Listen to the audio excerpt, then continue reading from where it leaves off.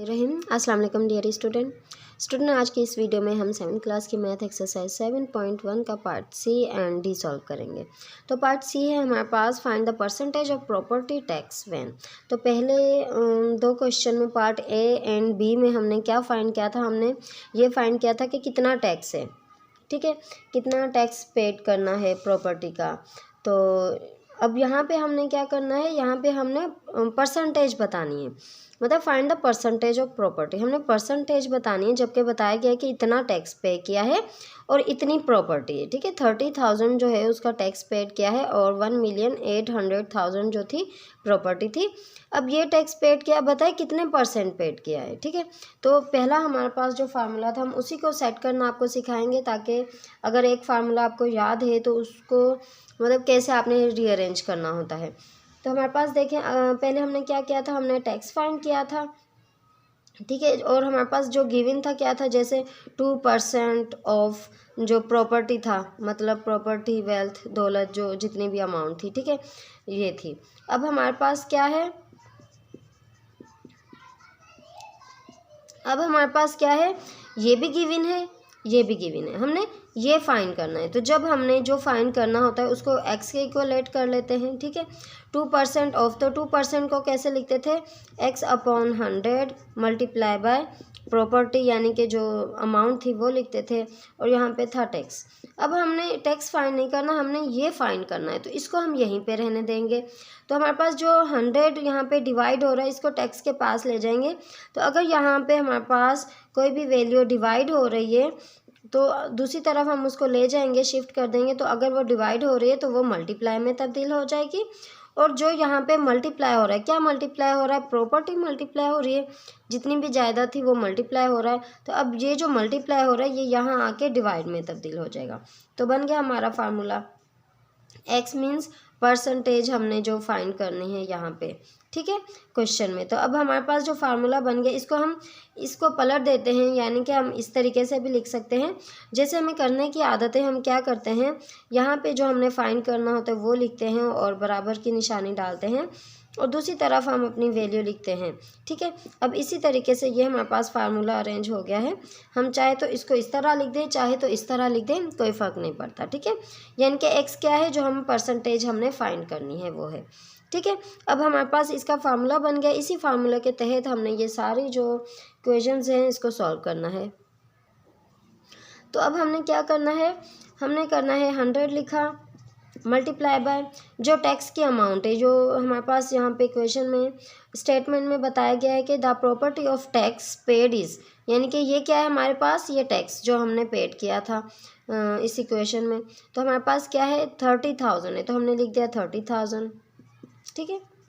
अब प्रॉपर्टी कितनी है, पी फॉर प्रॉपर्टी, तो यहाँ पे जो प्रॉपर्टी है देखें, the worth of the property is ₹1,800,000। तो इसको हमने जो 1,800,000 था इसको यहाँ पे लिख लेते हैं। अब इसको सॉल्व करते हैं। सॉल्व कैसे करना है, तो पहले तो हम ऊपर और नीचे अगर 0 0 हैं तो उसको कैंसिल आउट कर देंगे, आसानी होगी आगे चल के। तो ये देखिए 3 0 कैंसिल हो गए, मज़ीद ये 1 0 कैंसिल हो गया। अब यहाँ पे भी 2 0 है तो इसका भी ये 1 0 कैंसिल हो गया। तो यहाँ पे क्या बचा हमारे पास, 10 को मल्टीप्लाई करेंगे 3 से, या फिर ऐसे भी कर सकते थे आपकी आसानी के लिए, ठीक है। ये ज़ीरो हमने क्या कर दिया, ये दोनों ज़ीरो हमने कैंसिल आउट कर दिए और ये ज़ीरो हमने कैंसिल आउट नहीं किया। तो अब यहाँ पे देखें, बस हमने यहाँ पे देखें 3 4 5 0 है, यहाँ पे भी 3 0 एंड 2 0, ये 5 0, ये आपस में कैंसिल आउट हो गए। अब जो बाकी की वैल्यू है हम उसको लिख लेंगे। 1 की तो समझो वैल्यू नहीं, अगर हम 1 को प्लस करें तो वैल्यू में फ़र्क होगा, लेकिन अगर हम 1 के साथ किसी भी वैल्यू को मल्टीप्लाई करें तो कोई चेंजिंग नहीं आएगी। इसलिए 1 को अगर हम 30 से मल्टीप्लाई करें तो हमारे पास 30 ही आएगा, और यहाँ पे हमारे पास क्या है 18 है, तो हमने 18 लिख दिया। अब स्टूडेंट्स हमने क्या करना है, हमने देखना है कि या तो हम डायरेक्ट 18 से डिवाइड कर दें, यानी कि इस तरीके से हम डिवाइड कर सकते हैं, या तो हम इसको देखें यहाँ पे ये दोनों किसी भी एक वैल्यू से कैंसिल आउट हो रहे हो तो हम कैंसिल आउट कर सकते हैं। इन दोनों पे 2 का टेबल लग रहा है, तो 2 9 द 18, 2 1 द 2, 2 5 द 10, हमारे पास क्या आ गया 15/9। तो अगेन हमारे पास एक ही टेबल अप्लाई हो रहा है, 3 3 द 9, 3 5 द 15। तो हमारे पास जो रिमेनिंग जो बच गई है वैल्यू वो क्या है 5/3 ये बच गया है। अब इसको हमने क्या करना है, इसको हम डिवाइड कर लेते हैं क्योंकि ये फ्रैक्शन की फॉर्म में, हमारे पास फ्रैक्शन की फॉर्म में हमने परसेंटेज नहीं बतानी है, हमारे पास डेसिमल की फॉर्म में आ सकती है। तो इसको हम क्या करेंगे, इसको हम डिवाइड करेंगे। कैसे डिवाइड करेंगे, हमने 3 लिखा, यहाँ पे 5 लिखा, 3 1 3, कितने रिमेनिंग है 2। अब हमारे पास क्या करना है, यहाँ पे हमने पॉइंट लगा देना है और यहाँ पे 0 लगा देना है। अब 3 6 18, ठीक है, अगेन 2 बच गए। फिर हमने क्या करना है, यहाँ पे 0 लगा देना है। फिर हमने क्या करना है 3 6 18। तो हमारे पास जब ये बार बार 6 6 आ रहा है तो हम क्या करेंगे, इसको राउंड ऑफ कर लेंगे इसको, यानी कि अगर हमारे पास 1.666 ऐसे बार बार 6 आ रहे तो हमने इसको राउंड ऑफ करके इसमें 1 प्लस कर दिया, तो ये क्या हो गया, हमारे पास 7 बन गया। ठीक है, ये हमारे पास 7 बन गया।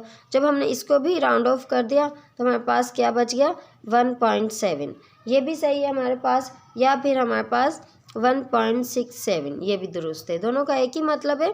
तो यहाँ पे हमारे पास जब हम इसको सॉल्व करेंगे तो आंसर क्या आया हमारे पास 1.67%, ठीक है, जो हमने फाइंड किया था क्वेश्चन में। तो आगे बढ़ते हैं नेक्स्ट स्टेटमेंट की तरफ। तो स्टूडेंट्स यहाँ पे हमारे पास जो गिवन है, हमारे पास जो टैक्स पेड क्या है 33,000 है, एंड प्रॉपर्टी जो है वो हमारे पास 3,300,000 है। तो अगेन हमारे पास हम वही फार्मूला अप्लाई करेंगे, ठीक है। तो परसेंटेज है हमारे पास फाइंड करना है हमने, और 100 लिखा हमने, मल्टीप्लाई का साइन, देन हमारे पास जो टैक्स पेड क्या है वो है 33,000, एंड जो प्रॉपर्टी है 3,300,000, ये लिखा हमने। अब अगेन हमने 0 0 को कैंसिल आउट कर देना ताकि हमें आसानी हो सॉल्व करने में। ये 3 0 और ये ऊपर के 3 0 आपस में कैंसिल हो गए, ये दोनों 0 और ये दोनों 0 आपस में कैंसिल हो गए। हमारे पास जो वैल्यू बच गई है वह है 33 को 1 से मल्टीप्लाई करेंगे तो हमारे पास 33 आ जाएगा, एंड यहाँ पे क्या है हमारे पास 33 है, ये लिखेंगे। तो जब ये दोनों आपस में कैंसिल आउट हो गए तो हमारे पास इनको कैंसिल कर देंगे तो 1 बचेगा, ठीक है। तो हमारे पास आंसर क्या आ रहा है 1%। तो बुक में हमारे पास 10% है, तो हो सकता है मिस्टेक हो, या तो क्वेश्चन में मिस्टेक होगी बुक के प्रिंटिंग में, या तो फिर आंसर में मिस्टेक होगी। लेकिन अगर ये वैल्यू हो, इस वैल्यू को हम हल करें तो हमारे पास यही जवाब आ रहा है, ठीक है। तो अगर आपके पास बुक में कोई वैल्यू चेंज हो, कोई 0 का मसला हो, यानी कि 1 0 ज़्यादा हो सकता है, तो तब यहाँ पे 10 आ सकता है, ठीक है। तो आगे बढ़ते हैं, नंबर 3 पे जो स्टेटमेंट गिवन है उसको पढ़ते हैं और सॉल्व करते हैं। तो अगेन हमने क्या करना है, अपनी वैल्यूज़ को पुट करना है। तो हमने यहाँ पे परसेंटेज फाइंड करना था, तो हमने लिखा 100 मल्टीप्लाई बाय जो टैक्स पेड क्या है वो है 12,000, देन हमारे पास 600,000 थी हमारे पास प्रॉपर्टी, तो हमने ये लिखा। अगेन हमने क्या करना है, ये 3 0 आपस में कैंसिल हो गए, 2 0 ये 2 0 आपस में कैंसिल हो गए। तो हमने 12 को 1 से मल्टीप्लाई किया और 6 यहाँ पे बच गया। तो इसको इन दोनों को हम कैंसिल आउट कर सकते हैं, 6 1 6 6 2 12। तो हमारे पास 2/1, तो कोई भी वैल्यू होती है उसके नीचे 1 होता ही है, तो 1 लिखे ना लिखे इससे कोई फ़र्क नहीं पड़ता, ठीक है। तो यहाँ पे हमारे पास 2 है। अब आंसर क्या है, हमारे पास 2% ही आंसर है हमारे पास इस क्वेश्चन का, ठीक है, क्वेश्चन नंबर 3 का, ठीक है। तो आगे बढ़ते हैं, स्टेटमेंट नंबर 4 को पढ़ते हैं और सॉल्व करते हैं। तो हमारे पास यहाँ पे हमारे पास जो टैक्स पेड क्या है वो 8,676 है, एंड जो प्रॉपर्टी हमारे पास 433,800 है।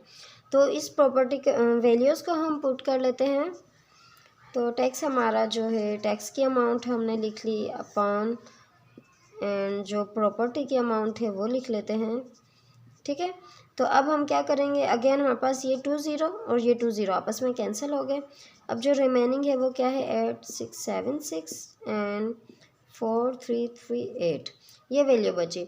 अगर हम इसको क्या कहते हैं डिवाइड करें तो हमारे पास 2 आएगा, देखें 4 2 8, 3 2 6, 3 2 6, एंड यहाँ पे 8 2 16। तो हमने डायरेक्ट इसको कर लिया।